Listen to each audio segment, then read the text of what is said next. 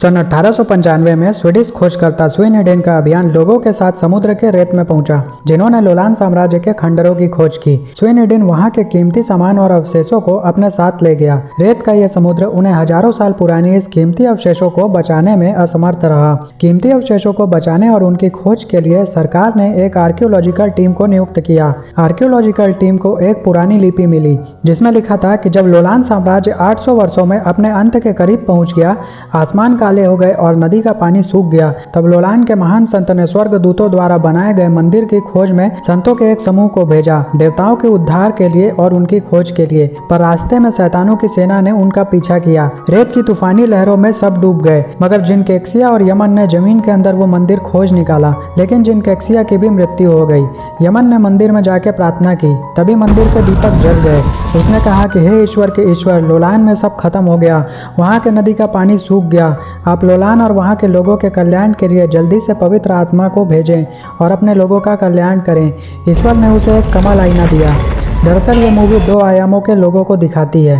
अब scene shift होता है और हम एक ट्रेन में वू तियान और किंसू को देखते हैं, जो वैसे ही दूसरी कमल आईना को विदेशी लुटेरों से बचाकर एक सूटकेस में ले जा रहे होते हैं, जिसे अपनी खोज के दौरान वू तियान ने खोजा था।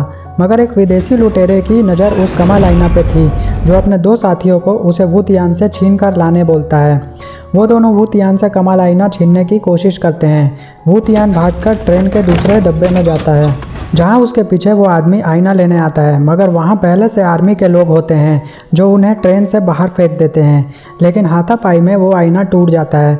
आईना टूटने से किंसू और वू तियान परेशान हो जाते हैं। वू तियान उस आईना को अपने घर ले आता है, जहां वो पूरी रात उस आईने को जोड़ने की तरकीब किताब में ढूंढता है।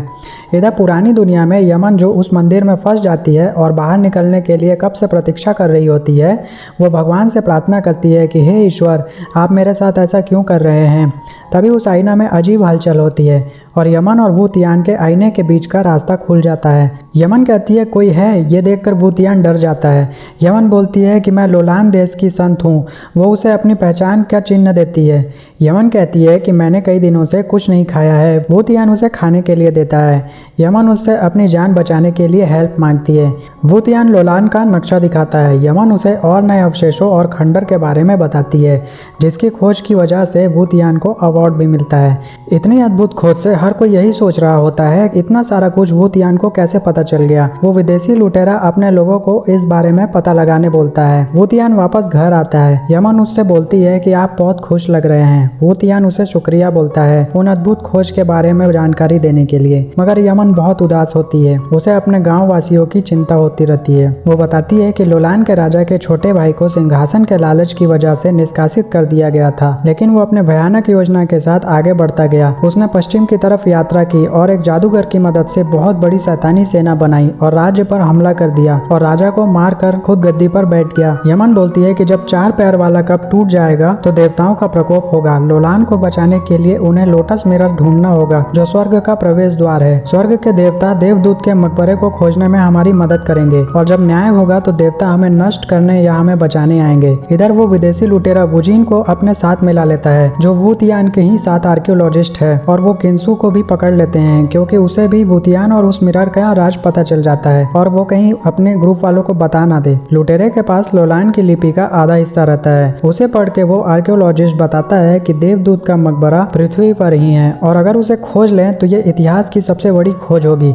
लेकिन विदेशी लुटेरा बोलता है कि बली के पार्ट में लिखा है कि लोटस मिरर को देवदूत के मकबरे पर लाने से और इसे डुअल फिश गेट पेडेंट के साथ मिलाने से दूसरे आयाम का रास्ता खुल जाएगा और फिर हम माला माल हो जाएंगे। वो विदेशी लुटेरा उन्हें एक शैतानी सेना लाने बोलता है, जिसकी मदद से वू तियान को देवदूत के मकबरे पर ले जाकर सारा खजाना लूट सके, क्योंकि वू तियान को यमन ने मकबरे के बारे में बताया होता है। अगली सुबह विदेशी लुटेरे के आदमी वू तियान के पास वो मिरर लेने आते हैं, मगर वू तियान दरवाजा बंद कर देता है और खिड़की से मिरर लेके भाग जाता है। आगे जाके रास्ते में वू तियान यमन को सब बताता है कि कुछ लोग उससे ये मिरर लेना चाहते हैं। तभी वो लुटेरा वहाँ आ जाता है और वू तियान को पकड़ लेता है। उसी समय हम देखते हैं कि राजा के भाई की शैतानी सेना भी मंदिर तक पहुंच जाती है और यमन को पकड़कर राजा के पास ले जाते हैं। राजा मिरर को देखकर बोलता है कि क्या ये वही आईना है जो स्वर्ग का रास्ता खोलता है। इस पर उसका सैनिक बोलता है कि हाँ महाराज, मगर इसे एक संत ही खोल सकता है। वो राजा और इधर वो लुटेरा अपने अपने आयाम आराम से वूतियान और यमन को लेके देवदूत के मकबरे पर पहुंच जाते हैं। कमल आईना उठाते ही उसमें कुछ होता है और मकबरे की जमीन धंस जाती है और वो सब मकबरे के अंदर चले जाते हैं। राजा यमन को स्वर्ग का दरवाजा खोलने बोलता है। यमन और वूतियान दोनों आगे बढ़ते हैं और भगवान से प्रार्थना करते हैं कि अगर कोई भगवान है तो एक बार उनकी प्रार्थना सुन ले। मकबरे में अपने आप सीढ़ी बन जाती है। दोनों उस पर चढ़ते हैं और डुअल फिश गेट पेडेंट पर अपने अपने मिरर लगाते हैं। तभी वहाँ चमत्कार होता है और उन दोनों आयामों का समय और जगह मिल जाता है। यमन और वूतियान फिर से मिल जाते हैं। वूतियान यमन से कहता है कि तुम मुझे याद करना और लोलान के नदी किनारे के चांद को देखना, जिसे मैं भी देखूंगा। दोनों एक दूसरे को हक करते हैं। उसके बाद दोनों मिरर निकाल लेते हैं और वूतियान मिरर निकाल के गेट पेडेंट को ले लेता है, लेकिन विदेशी लुटेरा उसे गोली मार देता है, जिससे वूतियान गिर जाता है। मोजिन वूतियान को मारने वाला रहता है, लेकिन किंशु मोजिन को गोली मार देती है। लेकिन दोनों आयाम खुलने से राजा और उसकी शैतानी सेना अंदर आ जाते हैं और आयाम का दरवाजा बंद हो जाता है। वो राजा लुटेरे और उसके लोग को देखकर बोलता है कि क्या यही स्वर्ग है। इसका फायदा उठा के किंशु और वूतियान वहाँ से भाग जाते हैं। वो विदेशी लुटेरा राजा से बोलता है कि मैं तुम्हारा भगवान हूँ, क्योंकि मेरी वजह से तुम सब यहाँ आए हो, इसलिए तुम सब मेरी ऑर्डर मानो। ये सुनकर वो शैतान राजा गुस्सा हो जाता है और उन पर हमला कर देता है। दोनों साइड से एक दूसरे पर हमला होने लगता है और सब मारे जाते हैं। राजा विदेशी लुटेरे को भी मार देता है। तभी वहाँ धूल का बवंडर आता है। किंशु और वूतियान दोनों वहाँ से भाग जाते हैं। इसी के साथ ये मूवी खत्म हो जाती है।